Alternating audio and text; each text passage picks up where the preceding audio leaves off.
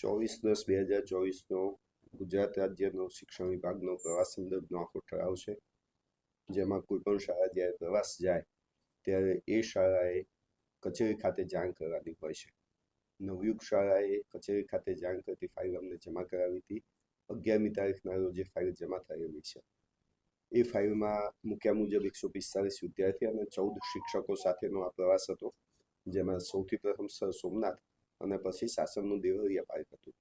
એક દિવસનો પ્રવાસ હતો અને સંચાલક સાથે જ્યારે ત્યાં પ્રાથમિક તપાસ અર્થે પૂછપરછ કરી હતી ત્યારે સંચાલકના જણાવ્યા અનુસાર એ લોકો જમવા માટે સાસણ ખાતેના એક રિસોર્ટમાં રોકાયા હતા અને જ્યાં કેટલાક વિદ્યાર્થીઓ નાહવા માટે, જેમાં નાહવાનું કોઈ આયોજન નહોતું છતાં પણ કેટલાક વિદ્યાર્થીઓ નાહવા માટે સ્વિમિંગ પુલમાં પડ્યા હતા અને એમાં એક વિદ્યાર્થીનું ડૂબી અને દુઃખદ અવસાન થયું છે.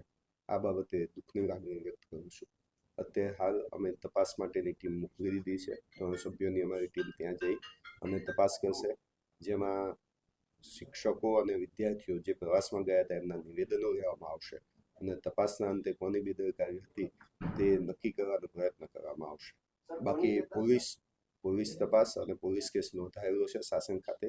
પોલીસનો પણ તપાસનો વિષય છે. અમારી ટીમ પણ તપાસ કરી રહી છે અને શિક્ષણ ખાતાના જો કોઈ નિયમોનું ઉલ્લંઘન થયું હશે તો સારા રીતે કાર્યવાહી પણ અમે કરીશું. મેં પહેલાં જ કીધું કે વિદ્યાર્થી અને શિક્ષકોના નિવેદન લઈશું અને કોની જવાબદારી નક્કી થાય છે, કયા શિક્ષકની જવાબદારી હતી. તો આમ બસ પ્રવાસમાં ગઈ હતી, 145 વિદ્યાર્થી હતા, 14 શિક્ષકો હતા. એટલે જે શિક્ષકોનું પ્રમાણ છે એ પ્રમાણ યોગ્ય પ્રમાણમાં જળવાયેલું છે, ઠરાવના અનુસાર યોગ્ય પ્રમાણમાં જળવાયેલું છે, છતાં પણ દુઃખદ ઘટના બનેલી છે. તો આ સમયમાં જે તપાસના અંતે અહેવાલો બહાર આવશે તેમાં જેની જવાબદારી નક્કી થતી હશે એની જવાબદારી આપણે નક્કી કરીશું. શિક્ષકોની જવાબદારી હોય બાળકોને સાચવવા. સજાની જોગવાઈ જે નિયમોમાં લખેલું હશે, ઠરાવની અંદર કોઈ સજાની એવી જોગવાઈ અત્યારે હાલ નથી, પણ કયા કયા નિયમો એમાં લાગુ પડી શકે છે, શિક્ષણ વિભાગના કયા નિયમો લાગુ પડે છે, એ રીતે સજાની જોગવાઈઓ 24/10/24ના ઠરાવ અનુસાર પોલીસ સ્ટેશને જાણ કરી અને બંદોબસ્ત માંગવાનો હોય છે. તો એ માટે પણ શાળા વિરુદ્ધની અમે કાર્યવાહી કરી. અમારી પાસે જે ફાઇલ આવી છે એમાં બાળકોનું લિસ્ટ મોકલાવેલું છે. પ્રવાસોની ફાઇલો આવતી હોય છે અને રોજબરોજ અમારા ત્યાં લગભગ 3 થી 4 સ્કૂલોની પ્રવાસ માટેની ફાઇલો જમા થતી હોય છે.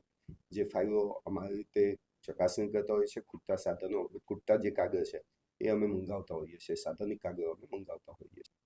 જનરલી દરેક શાળા પોતાની રીતે તકેદારી રાખતી હોય છે. ગઈ સાલ પ્રવાસના આ પરિપત્ર ફરી પાછો અમે મોકલેલો છે. ફરીથી એનો રિમાઇન્ડર લેટર અમે આ સાલ ફરીથી કરીશું.